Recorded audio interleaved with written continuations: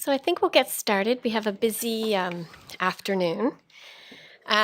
Welcome, good afternoon. I hope you had a nice morning if you were able to attend the morning sessions and enjoyed the lunch. This afternoon we will be presenting the Restorative Care PM3 session. And I'd like to thank Christy Gardens as our sponsor for this afternoon session. My name is Krista Griffin. I'm from Riviera, and I will be moderating this afternoon session. So I would like to introduce Lora Bruyn Martin. She is a research application specialist at Schlegel-UW Research Institute for Aging. As a research application specialist, Lora is responsible for putting research into practice, one initiative at a time. She has a strong background in applied research and knowledge transfer. Today she will be providing a presentation on promoting physical activity as a cultural norm within Schlegel Villages. Welcome.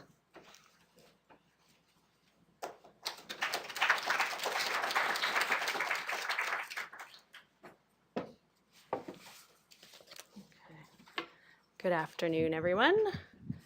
Can you hear me okay in the back? Good. I think this might be the first time I've talked into a microphone. I'm so excited. Okay, thank you for attending. It's nice to see everyone out here. So as Krista said, I'm the Research Application Specialist at the Schlegel-UW Research Institute for Aging, and I'm fairly new. I started there just at the end of August last year, so a lot of these things in this industry are very new to me, but it's very exciting. So I welcome any questions at the end. So I want to start off acknowledging my co-conspirator, Dr. Mike Sherritt, who's here in the audience. This was really his brainchild, and the Cowan Foundation, whose generous donation allowed for this initiative. Okay, so I will be speaking about a novel initiative that we have started within the Schlegel Villages, and it's really about promoting physical activity as a norm, so a cultural norm within the villages. Just a quick overview of what I'll be covering today. So for those of you who aren't familiar with the RIA and Schlegel Villages, I'll give just a little bit of background. I'll introduce you to this initiative, which we're calling Move More. And it is a research-based, evidence-based initiative, so I'll go over what the research is. And then I'll talk a bit about the results of an environmental scan. So I visited all 12 of our villages and identified enablers and barriers to physical activity. So I'll talk a bit about that. And then I'll get into sort of the nitty-gritty, so the what and the how of this Move More initiative. And then I'll wrap it up just talking a bit about the process and specifically what we will be doing. So for those of you who aren't familiar with the RIA, so the Research Institute for Aging, we are a not-for-profit charitable organization founded in 2005 by Ron Schlegel, who is also the owner of Schlegel Villages. So we're a partnership, not just with the Schlegel Villages, but with the University of Waterloo and Conestoga College. And through that partnership, we therefore link research, training, and practice to enhance the quality of life of older adults. We have 5 research chairs currently, and that will be increasing within the next few years. So currently we have research chairs in geriatric medicine, geriatric pharmacology, vascular aging and brain health, nutrition and aging, and seniors care. And at the RIA, our emphasis is really on research to practice. So it's really taking those research outcomes and having an impact in the end, or the frontline care in the villages. So just quickly a bit of background about the Schlegel Villages, for those who aren't familiar. We have 12 villages in southwestern Ontario, and I should mention that we refer to them as villages rather than homes. And so the 12 villages are a combination of long-term care and retirement. All of our villages have a similar interior design, and they have what we call a main street. And that has been described, and I like this description, as the social spine of which connects the neighborhoods. So in the Schlegel Villages, we refer to them as neighborhoods rather than units or wards.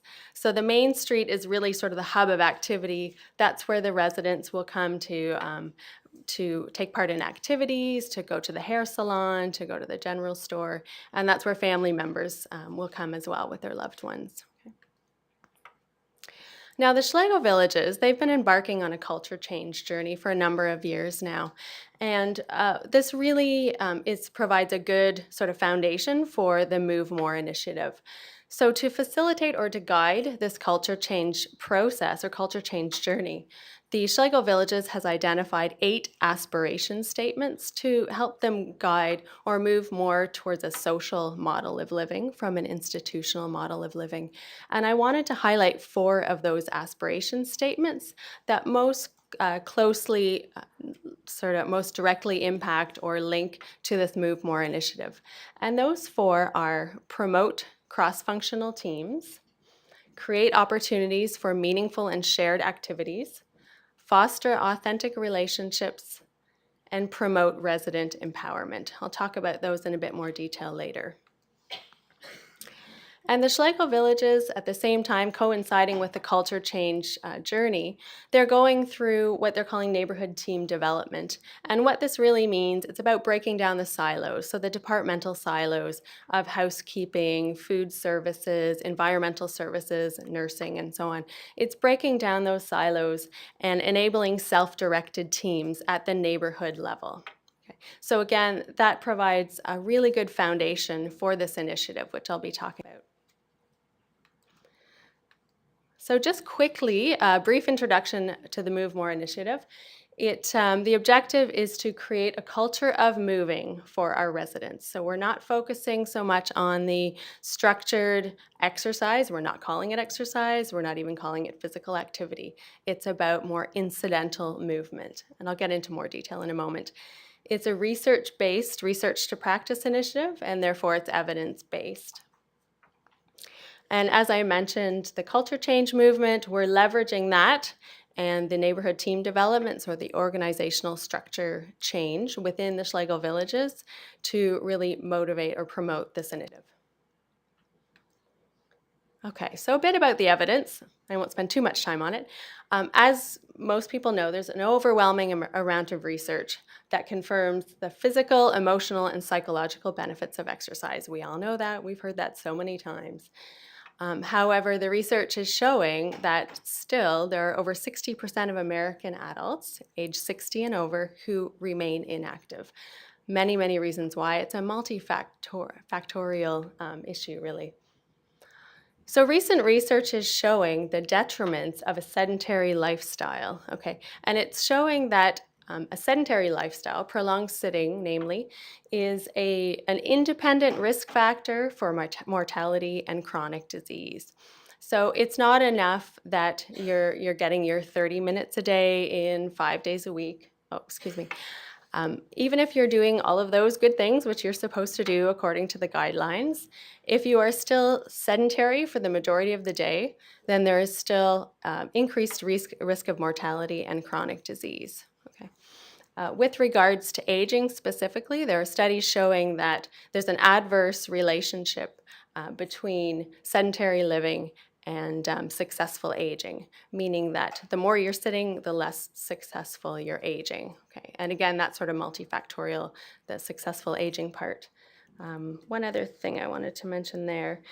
Yes, there's a new study that actually just came out that said because everyone wants to know, well, how much is too much sitting? Well, there's a recent study that came out that said every additional hour of sitting is related to a significant increase in risk of mortality and chronic disease. So every additional hour. Okay. No one has yet put a number on it, but I know, it's kind of scary. Sorry. Sorry to be the bearer of bad news as we're all sitting here. Okay, so alongside this research, there is research rather than focusing on the structured, moderate to vigorous activity or exercise, 30 minutes a day. There's a bunch of literature that's looking at daily energy expenditure. So that's really including everything that you do in a day. So the incidental activities as well. So it can be carrying your groceries, walking upstairs, playing with your kids. So it's really anything that's resulting in energy expenditure.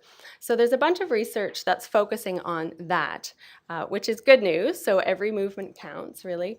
And it's showing that the more active you are, and it's not, like I said, intentional, putting in hours or minutes on the treadmill. It's just the incidental activities of everyday life. So that is associated with a lower risk of mortality and reduced incidence of cognitive impairment. So this is good news. A little bit of good news. And also, there's also research showing that there are additive benefits of what they call dual task training. So if you are engaging in physical activity, you add some sort of cognitive activity at the same time and or a social activity. So the perfect example would be going for a walk and talking at the same time. Well, that has even more benefits in terms of brain health. So I also wanted to look at the determinants of physical activity, and there's a whole literature out there on what is it that helps to promote physical activity in the general population.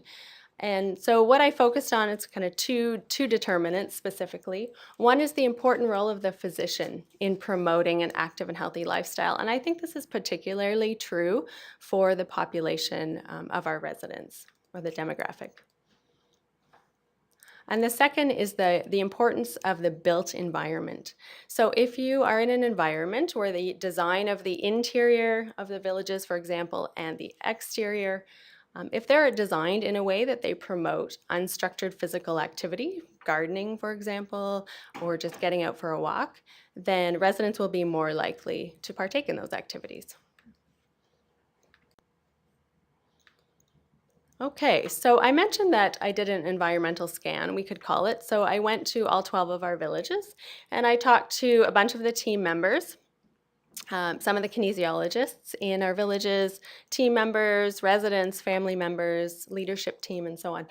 And after I visited all 12 villages, I summarized what are the enablers and the barriers to physical activity. And probably none of these will be a huge surprise to anyone. I guess the barriers won't be a huge surprise. So in our villages, in terms of enablers, we have a really vibrant program for active living. We call it the PAL program. And in that, a kinesiologist that leads that program, and they're supported by physiotherapy and occupational therapy as well. So the PAL program provides, obviously it's qualified staff, it provides group exercise programs as well as one-on-one sessions. There's an education component and there's a falls prevention component. Okay. So we're already starting with a really strong base. And I mentioned before Main Street. So in terms of our interior design, there's a picture right here. And it's showing how the main street of all of our villages are designed. So it's really meant to look like a rural town in southwestern Ontario. So we have the village offices, we have a hair salon, we have a fitness room, general store, a lot of things you would see in a small rural town. And again, this is sort of the hub of activity. This is where the residents want to come and partake in activities. And in a lot of our villages, some are stronger than others, but a lot of them do have a nursing restorative program that does keep residents a little more active. Now, in terms of barriers, this is where you probably will not be surprised. There are a lot of knowledge gaps, okay? And coming from someone who's sort of on the health promotion side, I'm always kind of surprised at how little people actually know about the research evidence for the impact of physical activity. And resources, of course. There's never enough time, there's never enough people to engage the residents as much as anyone wants to. And in terms of not having enough time to exercise, I love this cartoon, which probably most of you have seen, but it's very true. So it said, what fits your busy schedule better, exercising 1 hour a day or being dead 24 hours a day? Right. Fear. There's a real element of fear. No one wants to be responsible for creating a fall or causing a fall, okay? If you try to encourage a resident maybe to walk more independently, there's a lot of fear around that. And even though there's been a lot of progress in terms of shifting the culture, there still remains, in a lot of cases, a culture of it's not my job. So in a lot of villages, it's the recreation person, the kinesiologist, and it's their job to really deal with anything activity for the residents. Obviously, mobility challenges and pain, with a lot of our residents.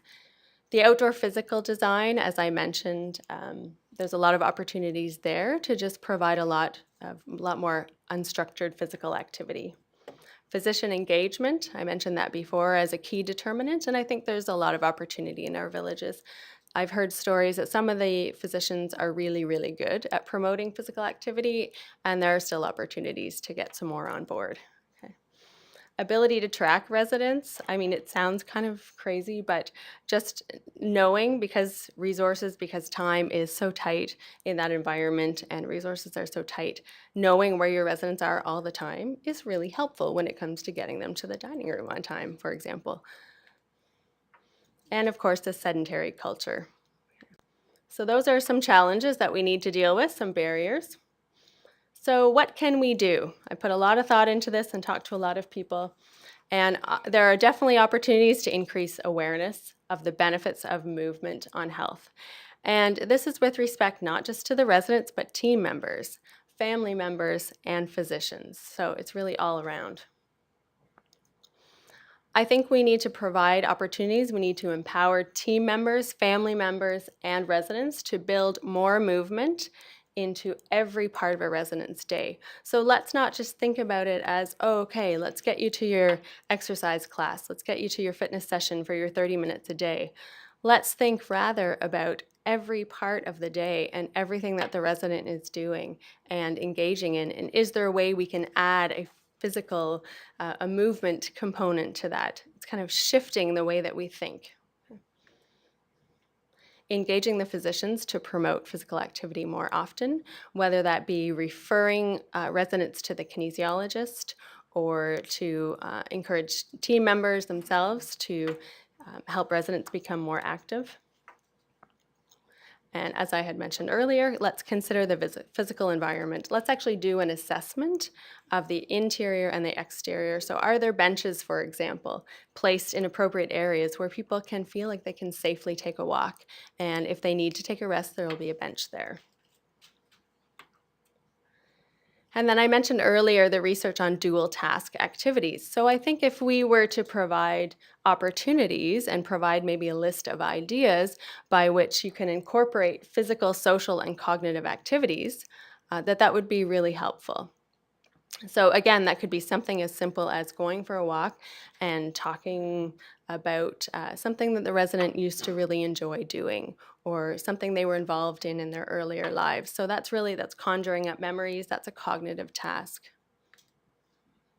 So essentially, it's really creating a culture of moving more. So, sorry, this is maybe a little redundant, but a bit more detail. So how exactly are we going to do it? So we're going to have education sessions that may be in the form of in-services or something maybe a little more broad. Awareness campaigns, so we'll probably have posters and marketing materials and so on. We'll be using a participatory process. So this is actually engaging the team members at the neighborhood level. So we're going to have everyone, housekeeping, dietary, nursing, PSWs, everyone involved in trying to creatively come up with ideas on how to keep our residents more active. If they come up with the ideas, they'll take ownership of it, and hopefully it'll be easier to sustain. And I mentioned this already, engagement of the physicians to prescribe physical activity. There's a whole movement called Exercise is Medicine. I'm not sure if anyone's familiar with that. And so that's actually giving the physicians prescription pads. So for certain conditions that, the residents may have, there are specific exercises they can prescribe. And enhancing the outdoor environment, I said that earlier. Promoting active family visits. This is one thing that I heard a lot from team members.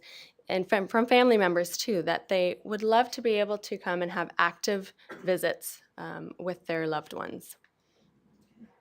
And developing options for dual task activities, which I mentioned earlier. Okay, very, very quickly. Here's our process. Isn't that quick? Whoops. Oh, I can't go back either. Sorry.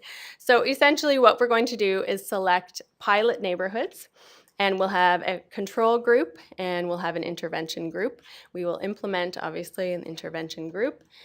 We will then need to evaluate, identify lessons learned, refine, move to the next village, and so on and so on. And of course, just constantly reevaluating and refining, revitalizing is going to be important for the sustainment. So I will skip that slide, my references, and thank you for your attention. Thank you. I look forward to your questions.